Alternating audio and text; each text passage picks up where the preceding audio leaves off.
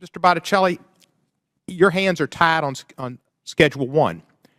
But it is ludicrous, absurd, crazy to have marijuana in the same level as heroin.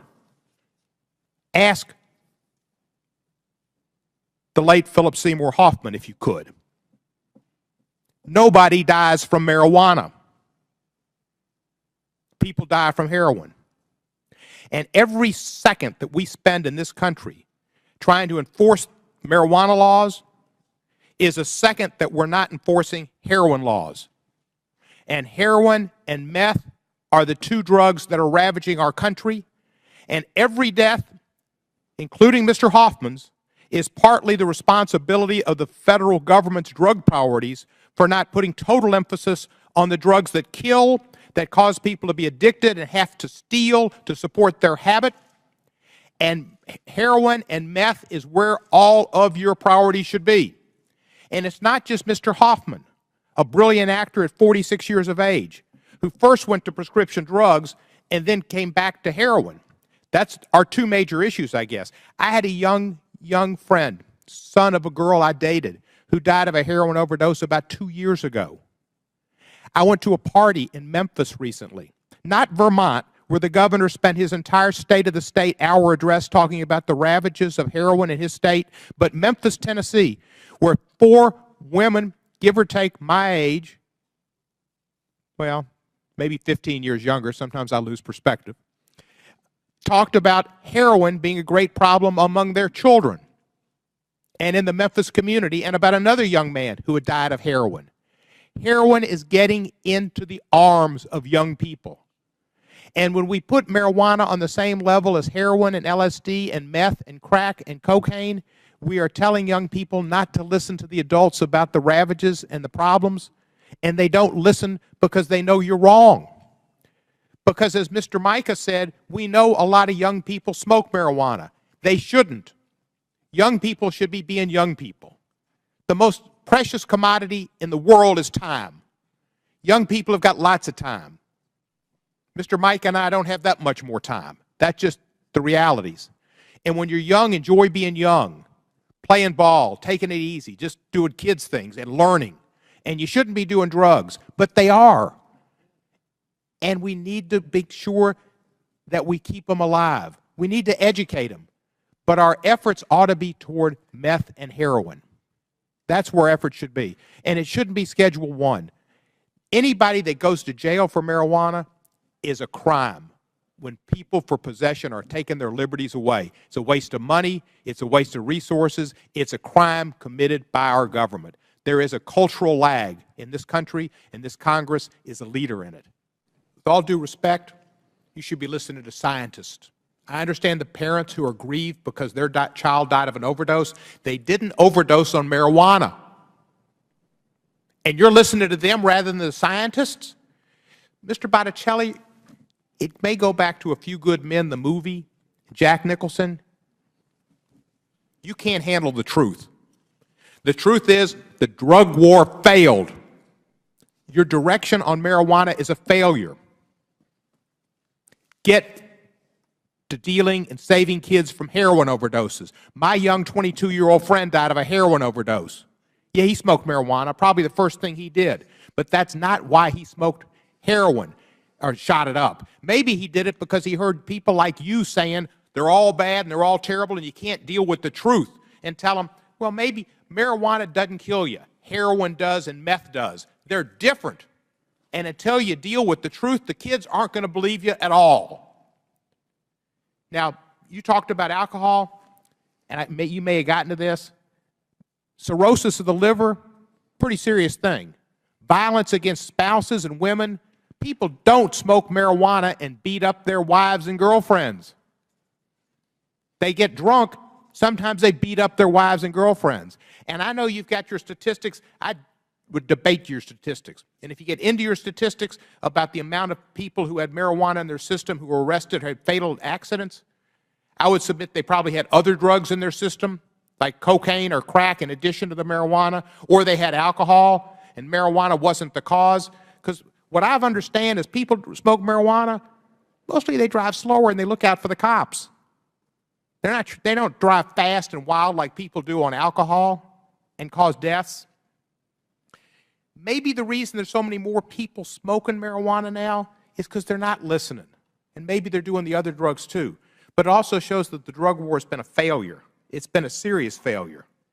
Harry Anslinger started. You know who Harry Anslinger is, don't you? I do not, unfortunately. You never? Well, you should, because he's your great-grandfather. He started this war in the 30s, and he was tuned out too. And he did it to get the American public had problems, which sometimes I think we still got them, with Hispanics and Mexicans coming into this country. And it was a war on Hispanics and African Americans. And that's when they made marijuana illegal, was in the 30s. And it was all directed at those people. And Latinos are just as much discriminated against as African Americans in disparate arrests. It still continues to this day. It's 85 years since Anslinger started this. And it's the fact that we spent so much time arresting people is sinful. You talked about the overall effects of marijuana. Again, you can't name one person who's died from an overdose of marijuana, can you? Not to my knowledge, sir. Right. And you say the cumulative effects. Do you know people, possibly, or heard of people who smoke marijuana who are corporate giants, run banks, run major corporations? Do you know about these people? Yes, sir, but I also know equal number of people. I know a substantial number of people who also have gone on to develop significant disorders who have smoked marijuana. Again, 1 in 9 people who try marijuana develop a dependency, and we know that particularly those kids who use it earlier in their Kids shouldn't use it. Kids shouldn't use it ever. And at age 18, people shouldn't be arrested for it. Mm-hmm. Maybe it should be 21. But kids shouldn't use it. That's something we all agree on. But the fact is, we need to put our priorities toward heroin and meth. What percentage of your budget goes towards heroin addiction? So I don't think we necessarily slice our budget, our demand reduction budget, based on drugs. Again, our prevention efforts are focused on preventing drug use. Isn't that a mistake when people die from heroin in great numbers that the Vermont governor spends his entire state of the state on heroin use? And we don't distinguish and try to save people's lives? That's when you knock people over at the corner store. It's not to get money to buy a donut because you're high. It's to buy heroin because you're hooked. Mm-hmm. That causes people to die. What percentage of your budget goes towards heroin addiction?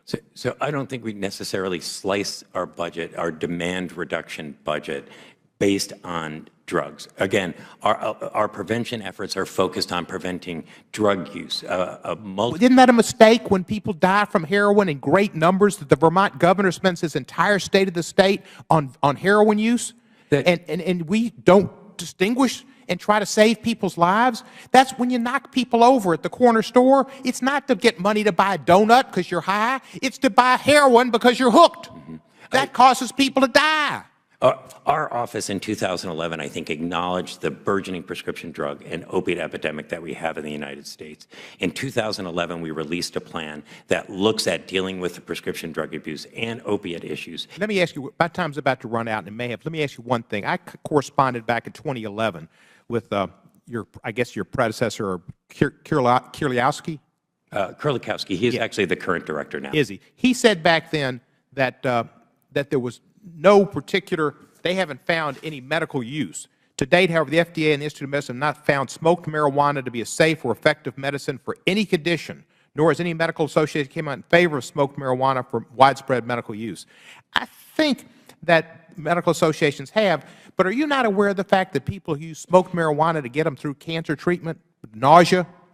I do, sir, and it's never been our office's position to either to arrest people who've been using medical marijuana. I think it's important for us, and again, unfortunately, that the FDA is not here. You know, that it's the FDA process that ultimately determines the scientific efficacy of a. But couldn't you try to influence it? Shouldn't that be part of your job? I had a buddy who was a SEAL. He died of pancreatic cancer. So when he was he smoked marijuana at the end. His mother said it's the only thing that makes Oral smile or eat. So that was pretty good.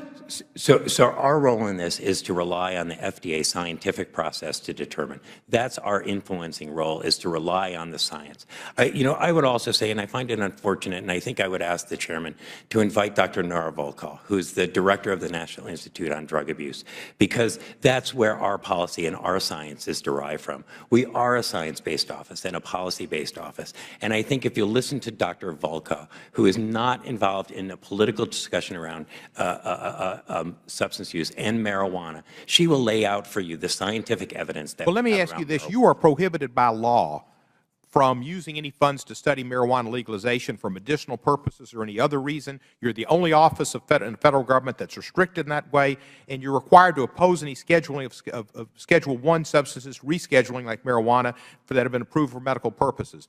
Aren't you troubled by these constraints, and don't you think that your expertise should be allowed to be used and study science and contribute to a positive classification of drugs?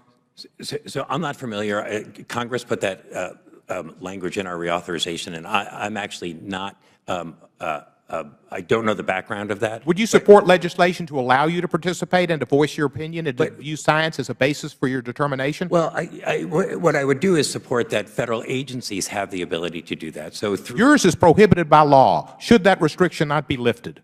Again, I think we'd have to have subsequent conversation in terms of. You mean you think you should be muzzled? I think that it's important that our office not involve itself in terms of given legislation or given activities. And I believe that that was the genesis for that language, that the office not involve itself in state. But the totality of the drug world, you need to participate. And if you realize that medical marijuana, as 20 states have found, can help people with cancer, with nausea, with those maybe glaucoma. I mean, Montel Williams apparently has some benefits from it. Lots of people do. That you should be able to participate and set our drug policy straight. Mm-hmm. Your job should be to have a sane drug policy, not to be muzzled and handcuffed. Yeah. From again, my standpoint, I'm happy to engage in fuller conversation, is that that has not handcuffed other offices and other federal agencies who are tasked with that work from investigating. In 1971, Congress created a commission that was headed by Governor Schaefer of Pennsylvania to study federal marijuana policy. That commission came out in favor of decriminalization, but it wasn't put in place. That was 1971. Would you support a new commission to study federal marijuana policy? So I haven't seen that legislation. I'd be happy to have further conversation. Would you? It's a concept. Again, I think we'd be happy to have a conversation in terms of what that might look like. Thank you, sir. And I yield back the balance of my time. Well.